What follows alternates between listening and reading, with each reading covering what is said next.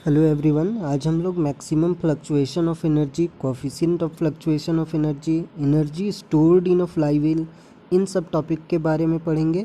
काफ़ी interesting topic और important topic आज डिस्कस्ड होगा, तो अंत तक बने रहिएगा। तो let's start our today's class, maximum fluctuation of energy. ठीक है, मैक्सिमम फ्लक्चुएशन ऑफ एनर्जी क्या होता है? ओके, एक सेकेंड। तो जो टर्निंग मोमेंट डायग्राम है, हम लोग जो इससे पहले टर्निंग मोमेंट डायग्राम जो पढ़ चुके हैं, प्रीवियस वीडियो में कवर किया हुआ है मल्टी सिलेंडर इंजन का, है ना।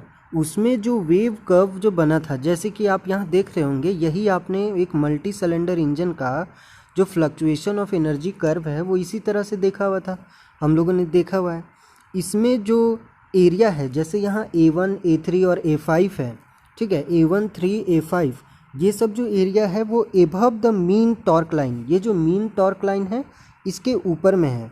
और A2, A4 और A6 जो है, ये सब area below the mean torque line है, ठीक है। Above the mean torque line का क्या क्या है? A1, A3, A5 and this one is our mean torque, this one is our mean torque line. And इसमें जो है एरिया जो रिप्रेजेंट कर रहा है वो सब एरिया क्या है? जैसे यहाँ जो एरिया A1 एरिया है वो क्या रिप्रेजेंट कर रहा है? कुछ क्वांटिटी ऑफ एनर्जी, वो सब एक फिक्स क्वांटिटी ऑफ एनर्जी को रिप्रेजेंट कर रहा है। ये सब जो एरिया A1 है वो कुछ एनर्जी को रिप्रेजेंट कर रहा है, जो अगर ये मीन टॉर्क लाइन के ऊपर में है तो उसको ऐड करेंगे, और अगर उसके नीचे में है तो उसको सब्ट्रैक्ट करेंगे from the energy of the moving part of the engine, ठीक है। जो moving part of the engine का जो मूविंग पार्ट है उसमें जो मीन टॉर्क है उसमें ऐड करेंगे A1 को, जो पॉजिटिव डायरेक्शन में होगा, जो नेगेटिव में होगा उसको सब्ट्रैक्ट करेंगे। ओके, जो उसको हम लोग सब्ट्रैक्ट करेंगे। तो हम लोगों ने देख चुका है, सब कुछ समझ में आ गया है।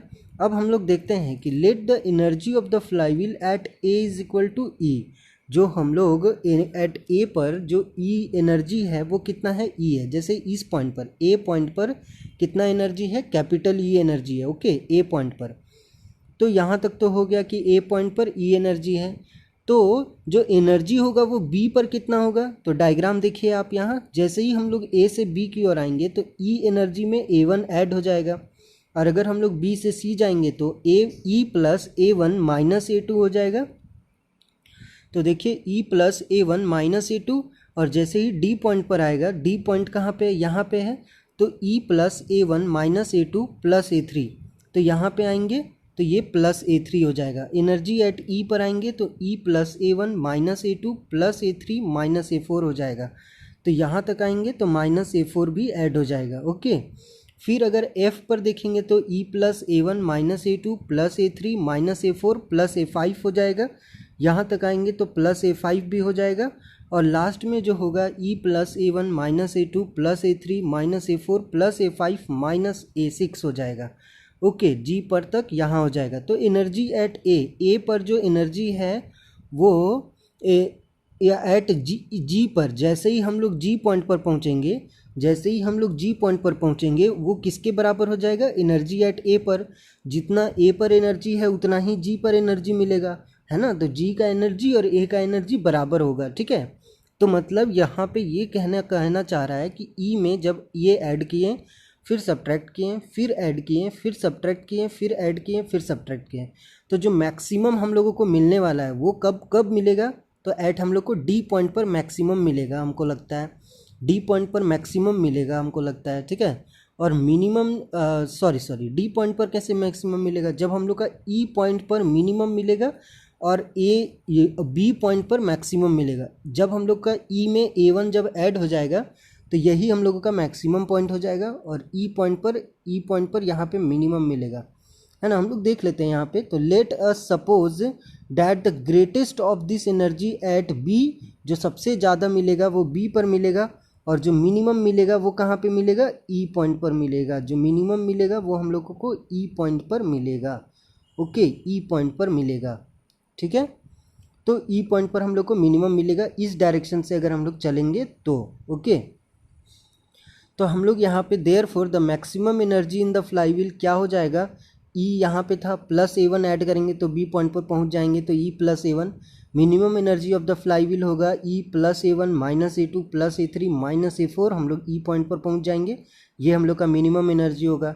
तो मैक्सिमम फ्लक्चुएशन ऑफ एनर्जी जो होगा वो क्या होगा, fluctuation of energy is nothing but the difference between the maximum energy and minimum energy. What is the maximum fluctuation of energy? This is nothing but the difference between maximum energy and minimum energy. तो जो maximum energy है वो E plus A1 है और minimum energy E plus A1 minus A2 plus A3 minus A4 है। इसको solve करेंगे तो A2 minus A3 plus A4 बनेगा, ठीक है, A2 minus A3 plus A4, okay, A2 minus A3 plus A4। यहाँ तक होने के बाद coefficient of fluctuation of energy, जो कोएफिशिएंट है, coefficient of fluctuation of energy जो है वो क्या है, it may be defined as the ratio of maximum fluctuation of energy to the work done per cycle, ठीक है। तो coefficient of fluctuation of energy क्या होगा, तो it may be defined as the ratio of maximum fluctuation of energy, ठीक है। जो coefficient होगा इसको निकालने के लिए जो मैक्सिमम फ्लक्चुएशन ऑफ एनर्जी है to the work done per cycle, और जो वर्क डन पर साइकिल है, इन दोनों का रेशियो को हम लोग क्या बोलेंगे, coefficient of fluctuation of energy बोलेंगे, okay, coefficient of fluctuation of energy बोलेंगे। CE maximum fluctuation of energy by में वर्क डन पर साइकिल, ठीक है, maximum fluctuation of energy by work done per cycle होगा। तो ये डेफिनेशन होता है coefficient of fluctuation of energy का, कि जो मैक्सिमम फ्लक्चुएशन ऑफ एनर्जी है बाई में work done per cycle, by में क्या होगा, work done per cycle. The work done per cycle in Newton metre और joule may be obtain by using the following two relation. जो work done per cycle है ये निकालने के लिए मैक्सिमम फ्लक्चुएशन ऑफ एनर्जी तो निकालना हम लोग सीख चुके हैं ऊपर में। तो अगर हम लोग को वर्क डन पर साइकिल निकालना है तो वर्क डन पर साइकिल निकालने का दो तरीका दिया हुआ है। फर्स्ट वन कि अगर जो मीन टॉर्क हम लोग को दिया हुआ है, मीन टॉर्क दिया हुआ है, जो एंगुलर डिस्प्लेसमेंट है, ठीक है ना, उससे अगर हम लोग मल्टीप्लाई कर देंगे तो हम लोग को वर्क डन पर साइकिल आ जाएगा, ठीक है। जैसे theta is equal to angle turned है, रेडियन में होना चाहिए in one revolution, 2 pi in case of steam engine and 2 stroke internal combustion engine के लिए थीटा 2 पाई लेंगे, और थीटा 4 पाई लेंगे इन case of 4 stock internal combustion engine के लिए, 4 स्टॉक के लिए हम लोग 4 पाई लेंगे, ओके। द मीन टॉर्क जो टी मीन है in Newton metre may be obtained by using the following relation. जो मीन टॉर्क है वो निकालने के लिए क्या होगा, तो पी क्या है, पावर ट्रांसमिटेड, पी क्या है, पावर ट्रांसमिटेड, डिवाइड करेंगे किससे, एंगुलर वेलोसिटी से, ओमेगा से। तो जब ओमेगा इज इक्वल टू क्या होता है 2 पाई एन बाई 60, तो ओमेगा इज इक्वल टू देखिए नीचे 2 पाई एन और जो 60 होता है वो ऊपर चला गया, तो P into 60 by 2 pi N हो जाएगा, P into 60 by 2 pi N हो जाएगा, ठीक है। मीन टॉर्क जो होगा वो P into 60 by 2 pi N, okay. और work done per cycle may also be obtained by using the following relation. Work done per cycle कितना होगा, P इंटू 60 बाई एन, ठीक है, P इंटू 60 बाई एन, ठीक है।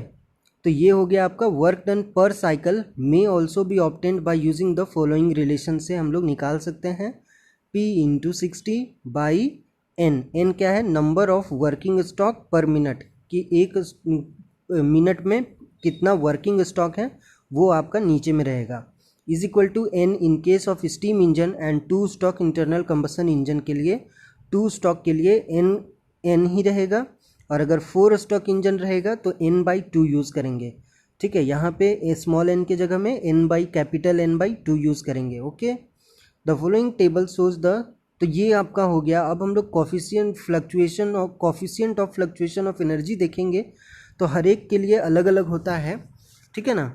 जो coefficient of fluctuation of energy है, ठीक है ना, उसमें अगर हम लोग देखेंगे तो हर एक के लिए अलग अलग होता है coefficient of fluctuation of energy. जैसे अगर हम लोग देखेंगे तो जैसे किसी के लिए 0.5 होगा, किसी के लिए 0.75 होगा, तो किस तरह से वेरी करेगा coefficient of fluctuation of energy, वो सब चीज़ अलग अलग के लिए अलग अलग होता है, उन सब चीज़ों को आपको दिखाएगा। तो coefficient of fluctuation of energy के लिए maximum fluctuation of energy by work done per cycle होता है डेफिनेशन, ठीक है। अब हम लोग देखते हैं coefficient of fluctuation of speed. जो coefficient of fluctuation of speed क्या होगा, ठीक है ना, तो the difference between the maximum and minimum speed during a cycle is called the maximum fluctuation of speed. जो डिफरेंस बिटवीन है मैक्सिमम एंड मिनिमम स्पीड का, ठीक है, जो difference between the maximum and minimum speed during a cycle is called the maximum fluctuation of speed. The ratio of maximum fluctuation of speed to the mean speed is called coefficient of fluctuation of speed. इसी को हम लोग coefficient of fluctuation of speed कहेंगे. The difference between maximum and minimum speed, जो maximum speed है, ठीक है ना, और जो minimum speed है, उन दोनों के बीच में जो difference होगा during the cycle is called maximum fluctuation of speed कहेंगे उसको. The ratio of maximum fluctuation of speed to the mean speed is called coefficient of fluctuation of speed कहलाएगा. ओके, उसी को हम लोग coefficient of fluctuation of speed कहेंगे. जैसे कि आप यहाँ देख रहे हैं कि जो मीन स्पीड है वो क्या होता है n1 plus n2 by two, n1 plus n2 by two. अब अगर हम लोग क्या करें कि coefficient of fluctuation of speed पहले क्या करेंगे, मैक्सिमम स्पीड और मिनिमम स्पीड दोनों का डिफरेंस और डिवाइड में मीन स्पीड, है ना. तो the difference between the maximum and minimum speed during a cycle is called maximum fluctuation of speed and the ratio of maximum fluctuation of speed, जो maximum fluctuation of speed है मतलब जो difference है दोनों का मैक्सिमम और minimum का to the mean speed, और उसको किससे डिवाइड कर रहे हैं, मीन स्पीड से, तब जा करके उसको हम लोग क्या बोलेंगे, coefficient of fluctuation of speed. Okay, और n का वैल्यू क्या है, n1 plus n2 by two. तो यहाँ पे क्या हो जाएगा, n1 plus n2 by two. तो ये फॉर्मूला बनेगा ना 2n1 minus n2 by n1 plus n2, ये हो गया आपका. और अगर हम लोग एंगुलर स्पीड के टर्म में देखेंगे तो ω1 माइनस ω2 बाई ओमेगा होगा, और इसको अगर हम लोग सॉल्व करेंगे तो 2ω1 माइनस ω2 बाई ω1 प्लस ω2 हो जाएगा. और अगर वेलोसिटी के टर्म में देखेंगे तो v1 minus v2 by v होगा और 2v1 minus v2 by v1 plus v2 हो जाएगा. तो ये वेलोसिटी के टर्म में, ये एंगुलर वेलोसिटी के टर्म में, और ये आरपीएम के टर्म में, आपको तीनों के टर्म में coefficient of fluctuation of speed आपका दिया हुआ है. The coefficient of fluctuation of speed is a limited factor in a design of flywheel. जो फ्लाईव्हील है वो एक लिमिटिंग फैक्टर है कि इतना ही coefficient of fluctuation of speed हो सकता है, इसी में वेरी करेगा इसका स्पीड फ्लाईव्हील का. तो ये आपको डिज़ाइन फैक्टर में काफ़ी इंपॉर्टेंट प्ले रोल करेगा. And it varies depending upon the nature of service to which the flywheel is employed, कि हम लोग किस नेचर में फ्लाईव्हील का इस्तेमाल कर रहे हैं इस पर भी डिपेंड करेगा. The reciprocating of coefficient of fluctuation, the reciprocal of coefficient of fluctuation of speed is known as coefficient of steadiness and is denoted by m. अगर हम लोग रिसिप्रोकल कर दें किसका, कोएफिशिएंट ऑफ फ्लक्चुएशन का, तो उसको हम लोग कोएफिशिएंट ऑफ स्टेडीनेस कहेंगे. ठीक है, उसको हम लोग क्या कहेंगे, कोएफिशिएंट ऑफ स्टेडीनेस कहेंगे, और इसको डिनोट करेंगे m is equal to 1 by C S is equal to n by n1 minus n2. Okay, तो ये हो गया कोएफिशिएंट ऑफ स्टेडीनेस. ओके, अब नेक्स्ट है हमारा energy stored in a flywheel, कि फ्लाईव्हील में कितना एनर्जी स्टोर्ड होता है उसके बारे में जानना है कि कितना एनर्जी स्टोर्ड हो रहा है. तो सबसे पहले energy stored in a flywheel निकालने के लिए हम लोग को क्या देखना होगा कि जब भी फ्लाईव्हील को एनर्जी मिलेगा, जैसे कि आपका पूरा प्रोसेस में जिस भी साइकिल में आपका ज़्यादा एनर्जी होता है वो क्या होगा, फ्लाईव्हील में स्टोर हो जाएगा. तो जब ज़्यादा एनर्जी होगा और फ्लाईव्हील में एनर्जी स्टोर्ड हो जाएगा तो फ्लाईव्हील का स्पीड क्या होगा, बढ़ेगा. और जब एनर्जी कम हो जाएगा तो फ्लाईव्हील अपना एनर्जी देगा. जब एनर्जी कम हो जाएगा तो वो अपना एनर्जी किसी को देगा जिससे कि वो रन करेगा. तो उस टाइम क्या होगा, हम लोग का मिनिमम स्पीड होगा फ्लाईव्हील का. तो जब मैक्सिमम स्पीड होगा और मिनिमम स्पीड होगा, इन दोनों के कारण मैक्सिमम स्पीड और मिनिमम स्पीड दो स्पीड हो गया. तो इसके कारण में जो kinetic energy of the flywheel जो होगा वो क्या होगा, वेरी करेगा, चेंज करेगा. जब मैक्सिमम स्पीड होगा उस टाइम का कैनेटिक एनर्जी कुछ और होगा, और जब मिनिमम स्पीड होगा उस टाइम का कैनेटिक एनर्जी कुछ और होगा. तो चूँकि स्पीड चेंज हो रहा है, जो फ्लाईव्हील है उसका स्पीड चेंज हो रहा है, इसीलिए energy stored in a flywheel भी चेंज होगा. चूँकि स्पीड चेंज हो रहा है इसीलिए energy stored in a flywheel क्या होगा, चेंज होगा. We know that the mean kinetic energy of the flywheel, इसीलिए हम लोग क्या कहेंगे कि जो मीन कैनेटिक एनर्जी है फ्लाईव्हील का वो क्या है, E is equal to half I omega square is equal to half I के बदले M K square omega square, ठीक है। तो half M K square omega square हो जाएगा। तो ये हो गया आपका mean kinetic energy of the flywheel. Okay, half I omega square is equal to half M K square omega square हो जाएगा, क्योंकि आई के बदले एम के स्क्वायर होगा। ये एम क्या है, मास है, के क्या है, रेडियस ऑफ जायरेशन। होप आपको आई के बारे में पता है, मोमेंट ऑफ इनर्शिया के बारे में पता हो कि I is equal to M K square होगा। तो half M K square omega square हो गया एनर्जी स्टोर्ड, ठीक है, ये फॉर्मूला होगा। लेकिन ये अभी मैं सिर्फ फॉर्मूला यहाँ पे लिखा हुआ है कि kinetic energy of the flywheel के लिए हम लोग, चूंकि यहाँ पे फ्लाईव्हील जो है वो क्या हो रहा है, रोटेट हो रहा है ना, हाफ एम वी स्क्वायर होता है काइनेटिक एनर्जी। बट यहाँ पे चूंकि फ्लाईव्हील क्या है, रोटेट हो रहा है, फ्लाईव्हील एक रोटेटिंग डिवाइस है, इसीलिए यहाँ पे एंगुलर वेलोसिटी होगा और मास के बदले मोमेंट ऑफ इनर्शिया होगा। आपको तो पता ही है कि जब कोई बॉडी एक एंगल में रोटेट होता है उस टाइम में, और जब कोई लीनियर मोशन में होता है उस टाइम में, दोनों में डिफरेंस है। तो इस टाइम में आपका जो एनर्जी होगा वो half I omega square, half I moment of inertia और ओमेगा स्क्वायर एंगुलर वेलोसिटी का स्क्वायर होगा। और आई के बदले मोमेंट ऑफ इनर्शिया के बदले एम के स्क्वायर, एम क्या है, मास है, के क्या है, रेडियस ऑफ जायरेशन है, और ओमेगा स्क्वायर होगा, ठीक है। यहाँ तक कोई दिक्कत नहीं।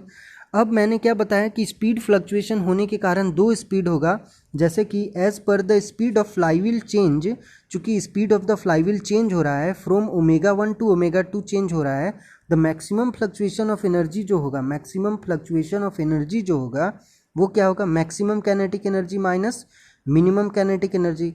मैक्सिमम काइनेटिक एनर्जी क्या होगा, half I omega 1 square, and minimum kinetic energy half I omega 2 square होगा। अगर हम लोग इन दोनों का कुछ कॉमन ले लेंगे पार्ट्स, तो हाफ और आई बाहर आ गया, omega 1 square minus omega 2 square, तो होगा half I omega 1 plus omega 2 and omega 1 minus omega 2। तो ये half I omega 1 plus omega 2 and omega 1 minus omega 2, और ओमेगा 1 प्लस ओमेगा 2 बाई 2 को हम लोग क्या लिख सकते हैं, इसको क्या लिख सकते हैं, ओमेगा 1 प्लस ओमेगा 2 बाई 2 को क्या लिख सकते हैं, तो इसको हम लोग मीन एंगुलर वेलोसिटी लिख सकते हैं, मीन एंगुलर वेलोसिटी लिख सकते हैं ओमेगा। तो इसीलिए ओमेगा 1 प्लस ओमेगा 2 बाई 2 को क्या लिख दिया, ओमेगा लिख दिया, और ओमेगा क्या है, ये है मीन एंगुलर वेलोसिटी। ओके, तो ये है आपका मीन एंगुलर वेलोसिटी। तो बचेगा क्या, I moment of inertia, omega mean angular velocity, और ओमेगा 1 माइनस ओमेगा 2। ओके, इसके बाद हम लोग देख रहे हैं कि आई ओमेगा स्क्वायर कैसे हुआ। तो देखिए, इसको अगर हम लोग ओमेगा से डिवाइड करेंगे और एक मल्टीप्लाई भी करेंगे, तो दोनों क्या होगा, डिवाइड मल्टीप्लाई करेंगे तो नो चेंज, कोई भी फर्क नहीं पड़ेगा। तो हम लोगों ने एक मल्टीप्लाई भी किया, एक डिवाइड भी किया। तो जो मल्टीप्लाई किया वो ओमेगा के साथ मल्टीप्लाई होके ओमेगा स्क्वायर बन गया, और नीचे वाला ओमेगा रह जाएगा। तो आई ओमेगा स्क्वायर, अब देखिए omega 1 minus omega 2 by omega, अगर हम इससे पहले वाला टॉपिक अगर आप याद होगा, जिसको हम लोग coefficient of fluctuation of speed बोले थे, इसको क्या बोले थे, coefficient of fluctuation of speed बोले थे। इसमें देखिए omega 1 minus omega 2 by omega क्या बोलते हैं, coefficient of fluctuation of speed बोलते हैं। तो यहाँ पर भी अगर आप देखिएगा तो omega 1 minus omega 2 by omega को coefficient of fluctuation of speed बोल सकते हैं ना। तो इसको हम लोग CS मतलब coefficient of fluctuation of speed बोल दिए। तो टोटल एनर्जी स्टोर्ड कितना हो गया, आई ओमेगा स्क्वायर CS। ओके, अब अगर आई मोमेंट ऑफ इनर्शिया को अगर हम लोग चेंज करेंगे एम के स्क्वायर के टर्म में, तो M K square omega square CS हो जाएगा, M K square omega square CS हो जाएगा। ओके, ये हो जाएगा आपका M K square omega square CS। इसके बाद अगर आपको याद होगा तो ये तो आपका हो गया M K square omega square CS, ये तो आप यूज़ कर ही सकते हैं। आई ओमेगा स्क्वायर CS ये भी आप यूज़ कर सकते हैं। और अगर आप लोग एनर्जी के टर्म में अगर आप लोग इसको करना चाहें ई के टर्म में, तो भी हम लोग कर सकते हैं। ई के टर्म में कैसे कर सकते हैं, तो यहाँ देखिए एनर्जी इज इक्वल टू क्या होता है, हाफ आई ओमेगा स्क्वायर होता है, सबको पता है। इससे पहले ही हम डिस्कस कर चुके हैं कि एनर्जी क्या होता है, हाफ आई ओमेगा स्क्वायर होता है। तो यहाँ पे आई ओमेगा स्क्वायर यहाँ पे है ना, तो इसको अगर हाफ आई ओमेगा स्क्वायर बना दें तो ऊपर भी 2 से मल्टीप्लाई करना होगा, नीचे भी 2 से मल्टीप्लाई करना होगा। जो ऊपर में 2 से मल्टीप्लाई करेंगे वो देखिए यहाँ पे मेंशन रहेगा, जो नीचे में 2 से मल्टीप्लाई रहेगा तो हाफ आई ओमेगा स्क्वायर मिल करके एगो ई बन जाएगा, एनर्जी बन जाएगा। तो देखिए 2E और CS जो coefficient of fluctuation of speed, तो 2ECS हो जाएगा, 2ECS हो जाएगा इन न्यूटन मीटर और जूल। न्यूटन मीटर और जूल में, ठीक है ना। तो 2ECS हो गया, ये फॉर्मूला आपका बन जाएगा किसका, टोटल एनर्जी स्टोर्ड का बन जाएगा। तो द रेडियस ऑफ जायरेशन जो के है, radius of gyration may be taken equal to the mean radius of the rim. तो ये जो के है वो किसके इक्वल होगा, mean radius of the rim के इक्वल होगा, because the thickness of the rim is very small as compare to the diameter of the rim. क्योंकि the thickness of the rim जो है, रिम का जो थिकनेस है वो काफ़ी स्मॉल है as compare to the diameter of the rim, rim का जो डायमीटर है उसके कंपेयर में। Therefore substituting K is equal to R, इसीलिए जो के है अगर उसके बदले आर पुट करेंगे, radius of the rim, radius of the rim अगर पुट करेंगे इन द इक्वेशन, तो हम लोगों को क्या मिलेगा, energy is equal to mr² omega square CS मिलेगा, ठीक है। mr² ओमेगा स्क्वायर CS मिलेगा हम लोगों को, mr² ओमेगा स्क्वायर CS मिलेगा हम लोगों को, ठीक है ना। तो the radius of gyration K may be taken equal to the mean radius of the rim, जो रिम का मीन रेडियस है आर, उसके इक्वल यहाँ पे कर दिया गया। तो हम लोग यहाँ के बदले क्या पुट करेंगे, आर पुट करेंगे। जब के बदले आर पुट करेंगे तो क्या हो जाएगा, mr² ओमेगा स्क्वायर CS ये बन जाएगा। और mr² ओमेगा स्क्वायर CS में आर और ओमेगा मिल करके क्या बनेगा, वेलोसिटी बनेगा। क्योंकि आपको पता होगा कि वेलोसिटी इज इक्वल टू क्या होता है, ओमेगा आर होता है। देखिए यहाँ पे लिखा हुआ है the mean linear velocity is equal to omega R होगा, mean linear velocity is equal to क्या होगा, ओमेगा आर होगा। और यहाँ पे हम लोग यूज़ कर सकते हैं डेल्टा ई, मतलब energy is equal to mr² omega square CS, और r² ओमेगा स्क्वायर मिल करके v² होगा, वेलोसिटी का स्क्वायर, तो mv² CS हो जाएगा, mv² CS हो जाएगा। तो ये आपका हो जाएगा चेंज इन एनर्जी, ठीक है ना। इसी को हम लोग energy stored in a flywheel, flywheel में कितना एनर्जी स्टोर्ड हो सकता है, तो यही एनर्जी है जो स्टोर्ड हो सकता है ना, कि मैक्सिमम एनर्जी जितना होगा और मिनिमम एनर्जी जितना होगा, दोनों का डिफरेंस करके हम लोग निकालेंगे। तो mv² CS हो जाएगा, mv² CS, या फिर आप अगर आई के टर्म में यूज़ करना चाहेंगे तो आई ओमेगा स्क्वायर CS होगा, ठीक है। अगर एनर्जी के टर्म में यूज़ करेंगे तो 2ECS होगा, ओके। तो ये सारा फॉर्मूला आपको याद होना चाहिए। तो होप आपको यहाँ तक समझ आया होगा, काफ़ी इम्पॉर्टेंट क्लास था, आपका सारा का कॉन्सेप्ट मैंने समझाया है। एक बार इसको लिख करके प्रैक्टिस कीजिए, अदरवाइज़ आप भूल जाएंगे। इसके बाद में जो भी मैं फ्लाईव्हील का टॉपिक कवर हो चुका है, ख़त्म हो चुका है, मैं फ्लाईव्हील से रिलेटेड हो सकता है मैं न्यूमेरिकल लेके आऊँ इसके बाद वाले क्लास में। तो नेक्स्ट क्लास भी आप ज़रूर देखिएगा, okay. Thanks for the listening, as always God bless you all, stay at home, keep learning, thank you.